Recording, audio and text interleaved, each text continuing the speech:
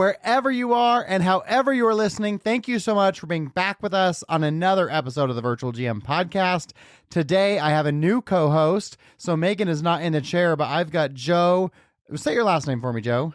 Ruzicka. I got Joe Ruzicka, who is the Director of Business Development for Hospitality at Adams Keegan. And if you are a fan of the show, you know I love BITAC, and that's where Joe and I met. I feel like you guys are at all the BITACs. We're regular at BITAC. We also make it to HOTEC and AHLA and Lodging Conference, and you name it. We're at the hospitality shows. Did you go to the one in San Antonio just like a couple weeks ago? Yes, we were there, and we were actually at Lodging a week or two before that, and then Hunter Conference in the spring. So we try to make all those normal ones across the country. Wow. Are you always attending those yourself? Myself, and then our founder, Bob Adams, is my cohort in that. And so we typically tag team. Nice. Well, what did you think of the hospitality show in San Antonio? I got to go to the one in Vegas, but I couldn't make San Antonio. I saw the next one's in Denver, which piqued my interest a little bit. Love Denver, but how was it? It's fantastic. I think where they're really got a fantastic crowd. I'm interested to see if it's going to be kind of renewing there. I think they're going to be in San Antonio the next year. So really, it's a great show and a lot of folks to see and meet and network with. I'm pretty sure I saw they announced next year is going to be Denver, I think. Okay. Denver. Yeah. Well, hey, head to the mountains. Yeah, there we go. Okay. Well, if you are a listener, we start every episode with a segue. So I'll go ahead and kick us off. Business best. So in EOS, you always create your core values and your mission statement. And at Vibrant, our mission statement is a place where dreams become reality. And we like to say that that's obviously true for us and our team, but it's also true for our clients. So whatever it is that you hope that your business will generate for you, our goal is to make that dream a reality. And Leah, who if you're a listener to the show, does all of our marketing and advertising. And she came into the office this week and said, you always talk about how Vibrant's a place where dreams become reality. And I just want to thank you for creating a space for me where that is true. She loves yoga and loves fitness, has been pursuing that space, and the job and the flexibility she has with us has granted her the opportunity to do so. And so that was a really cool. It's not every day that one of your team members comes in and really shares that gratitude with you. And so that was an awesome experience. And then personally, we always support our university here in Southern Utah called Utah Tech, and they have been doing this awesome golf tournament, hands down the best one of the year. They've been doing it I think they just celebrated their 30th year doing it. And we always donate rooms for the silent auction to help raise money for the school. And it's a 2-day golf event that starts tomorrow. And it's my favorite one of the year, and I can't wait. So I can't wait to get out on the course. And it's never a bad day at work if you're on the golf course. Cool. All right, Joe, what about you? What's going on in your life? Well, this is a busy time for us from a business standpoint because everybody is switching providers. And so we had a new client come on board, and, we've gone through a lot of work with them to get them up and running and get them set up for payroll and benefits and HR and all that stuff. And they said, we never had anybody give us that level of attention. And so that always makes you feel good when you know that the person's in a stressful time and they've come on board with a new system, and then they turn around and say, hey, you guys are really great for the customer experience. We don't get that every time, but we strive for that. And it's awesome when the client says that to us.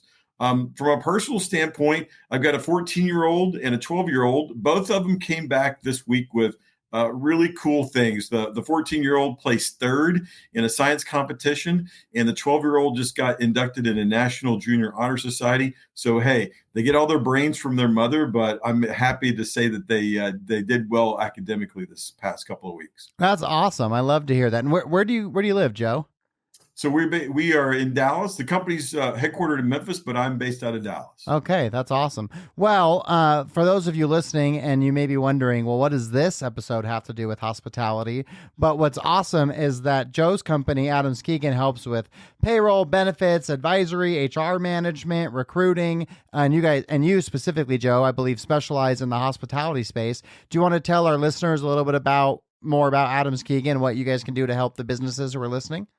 Yeah, absolutely. So You know what? When I was before I got to Adams Keegan, and I've been here for 6 years. I was in the Navy, and I flew F-14 Tomcats. So if you've seen Top Gun, that's the airplane, the first one, and in the second movie, it's the one that they stole. And so I like to look at it from an analogy of what I was doing in the Navy. Everybody's heard of this concept of a wingman. That's exactly what Adams Keegan does. Adams Keegan is a wingman for all of our clients, particularly hospitality, on handling things like employee benefits, payroll, 401k, workers' compensation, any of those employee administration things that you need help with. Wingman Adams Keegan can help you with that. And so that's where we focus on that. Probably greater than 50% of our clients are hospitality focused. And so we've got a great foothold into that vertical. And we find it is a pretty fun vertical too. I mean, everybody in hospitality likes to have fun. Yeah, it's a great industry to be in. And what's so great for our listeners is, a large part of our audience are independent, small boutique hotels. And so oftentimes you're not at a place to have an HR department, or to have that level of staff. And so oftentimes you find owners of properties doing it themselves, or management companies like Vibrant. But how are you able to help these companies streamline that? And do you have a cost structure that you could share as to what someone would expect in working with you guys? Sure. Yeah, I'd say the first thing to think about when you come on board with us is everybody gets what they call both people and technology. So I'll talk about the technology first. What we have is a human resources information system where all things that you want to handle from a software standpoint, from employee administration, can be handled within that HRIS. It's called Efficenter. So that handles everything from onboarding to managing PTO to obviously running payroll, to employee files, a whole litany of things that you can think of across the life cycle of an employee. But the real value that we think we bring to the hospitality industry, particularly those folks who may be under-resourced or simply just don't have the time, is a full HR team. So if you think about all of those things that you need to have happen, payroll, HR consulting, HR administration, benefits, you're going to get a team member that's assigned directly to you in all of those quadrants. It's going to help with managing those daily transactional tasks that you certainly don't want to be bogged down with. So you can focus on basically running the hotel, revenue, managing guest experiences, all of those things. And that's what we're there for. I love that. And so I know you've been at Adams Keegan for 6 years, but how long has the company been around, Company was founded in 1987 by Bob Adams and Jim Keegan. Bob Adams is still with the company today. He's one of my partners in hospitality sales and has a plethora of information, really the grandfather kind of the industry. Jim Keegan is still with the company as well on the executive board. And Jim actually is a West Point graduate and played for a guy named Vince Lombardi. No way. When he was a coach at Army. So those two gentlemen started the company in 87. We've been around now for, 37, almost 38 years. And so we've maintained a fantastic presence across the spectrum, but focused on hospitality. That's amazing. How cool that he played for Vince Lombardi. That's pretty cool. Jim was also president of NASDAQ. So he's had a fantastic career. But I got to believe the being on the offensive line for Vince Lombardi was probably one of the moments that he remembers most. Yeah, well, no wonder why he's a good leader, right? Well, so you said you live in Dallas. Are you a Cowboys fan? It's tough to be a Cowboys fan right now. The thing I will tell you, Cody, is I'm a Cowboys fan, but I don't let it affect my day to day. Oh, good for you, because if you did, you'd be struggling. What's going on? What's going on with them, do you think? I mean, they are just terrible. I think the biggest problem is we have an individual who wants to be the owner, the GM, the coach, the water boy, the whatever, and so it's not working.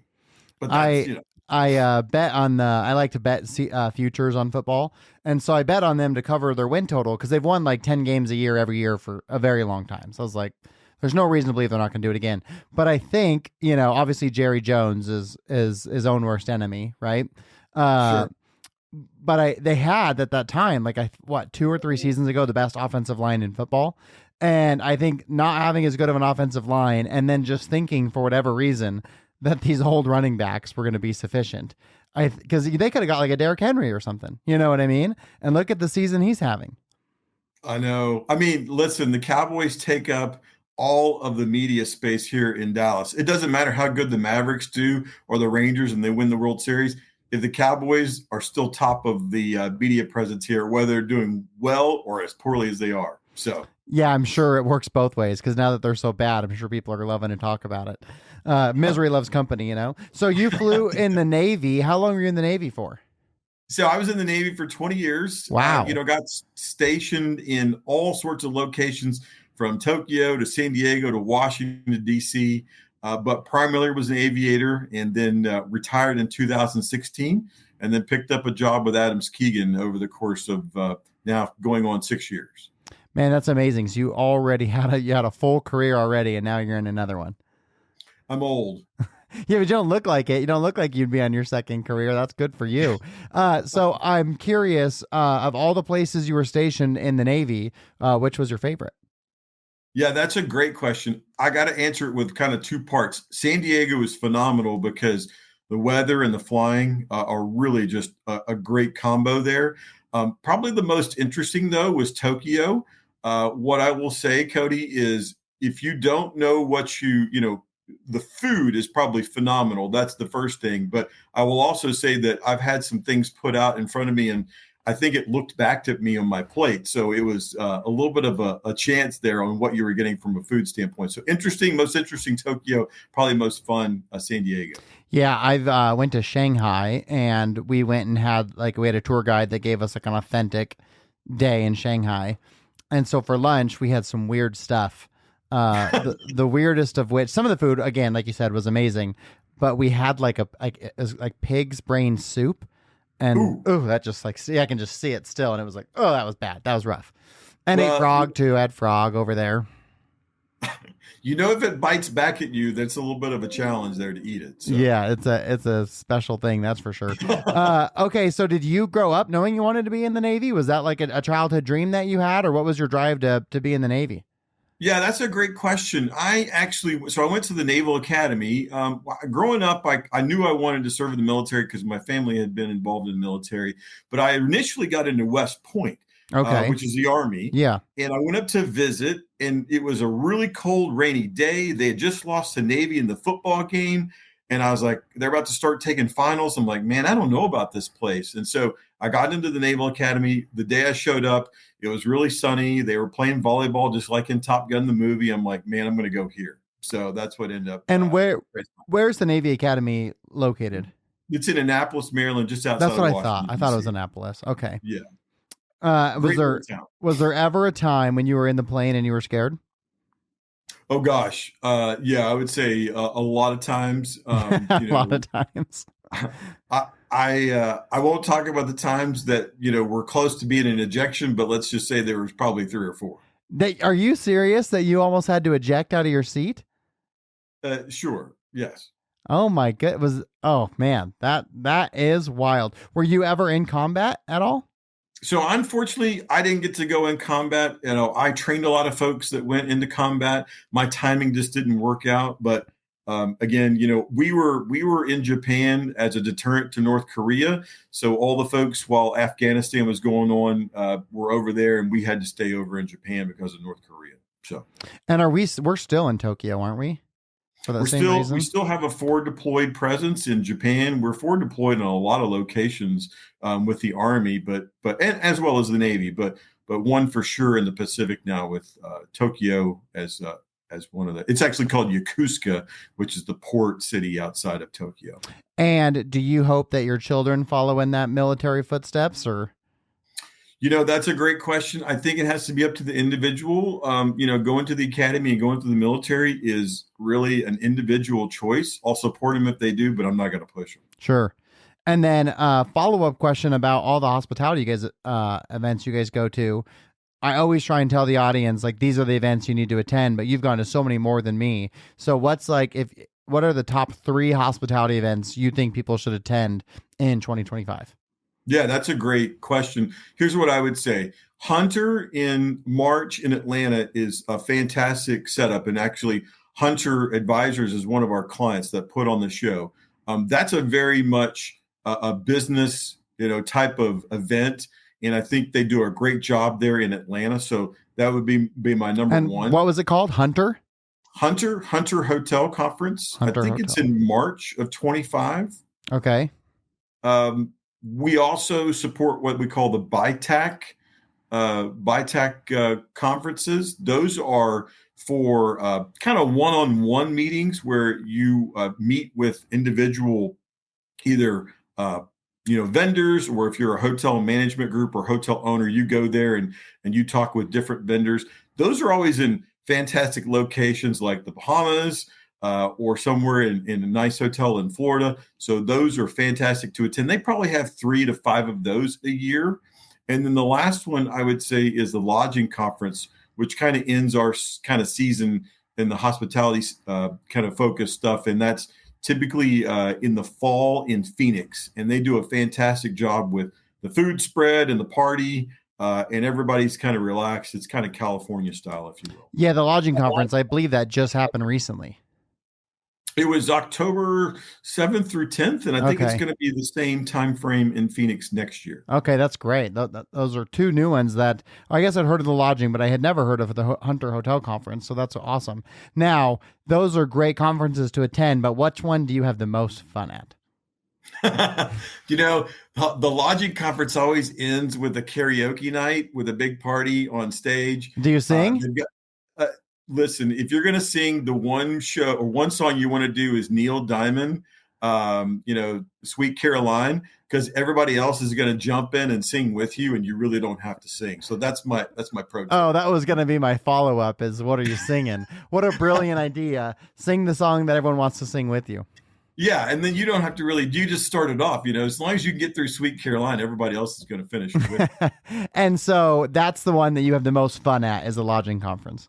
Yeah, lodging is just the folks are really awesome. It's fun. They're there to have a big party, and there's also business done as well. So I think it's a great mix. And I'm curious for you guys in your business space, because BITAC, like you said, is one-on-one. You kind of get that dedicated moment to have a real conversation.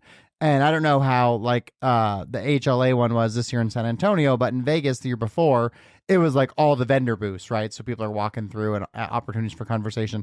Where do you guys feel you get the most benefit? Because obviously there's a volume perspective when you're in the booths because you get to see way more people, but then there's the dedicated time and like a one-on-one like BITAC. So where do you guys find has been the best fit for you? Yeah, I would say dedicated time when you get a one-on-one with someone, trying to build a relationship. That's our goal. We're trying to basically be, your wingman so that you trust us in terms of advice and how we're handling compliance issues and any number of things that, you have to deal with when you have employees. So when you can basically be with someone, get to know them, understand their challenges, that's really where the value comes in and building a relationship. So that's where I think, being one-on-one with folks, whether it be at a BITAC or even at some of the larger conferences, is what we try and focus on. That's great. Well, if someone's listening to this, one of our many hoteliers out there, and they are curious to get more information on what you guys offer, what's the best way for them to do that? Is it just to go to their website? Should they email you? What's the best way for them to get in contact with you guys? Yeah, absolutely. So you can visit our website, adamskeegan.com, ADAMSKEEGAN.com. There's a lot of tips and tricks and information on there. We do webinars every month that focus on things that hoteliers may need to know about, whether it's the Secure 2.0 Act coming up or Fair Labor Standards Act or any of number of those things. You can also reach out to me directly. My email is joe.ruzicka, and that's JOE.RUZICKA at adamskeegan.com. And phone number is 214-433-7030. Perfect. Well, what I will do, if you're listening to this, you're driving, you don't have a chance to jot that down, in the show notes, I will have Joe's email and phone number and that website for you guys. So you can go and follow up with Joe. Joe, you've been awesome. So cool to learn about the Navy. Thank you for giving us those 3 tips of the shows that people should attend in 2025. And thank you for taking the time out of your day to be here with us. Thank you. It's been fantastic. Really enjoyed it, Cody. Okay. Thank you so much, Joe.